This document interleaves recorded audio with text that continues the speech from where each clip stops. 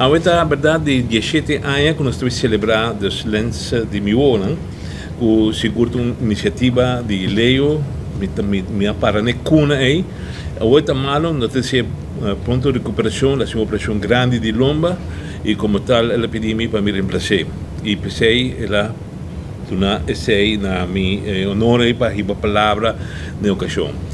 Me quer começar para recordar algum gente também da imprensa para sobre 17 anos acaba, 16 participantes, se não te equivocar, então me avisa que o fotógrafo não está acabando, segundo me, não está menguando. Aqui para sobre a social media, correndo, mas aqui, Rafi, mas agora sentei não conversar com colegas de imprensa, nós vai way back, assunto de imprensa do passado e com ele vinha evaluando. Pero visando o que me quer recordar, entre outros, é falecido Johnny Django Simmons, que aqui a bailaga, ele agora também andará viaje com o Lens aqui de Miona.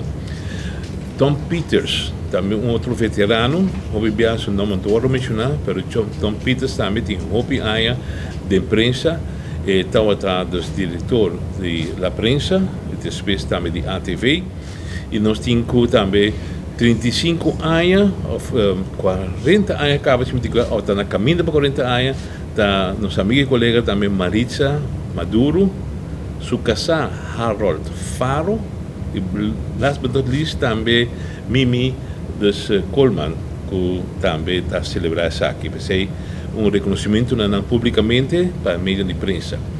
Me quero dizer que nós está papia que também de Lens de fotógrafo. Lamentavelmente me tenho visto que apesar que está luta sempre para vir com união de imprensa, essa aqui está representando uma união de imprensa, mas toch ainda não por mais, não sabe se é jovem que apresentar delante back uma união de prensa em geral.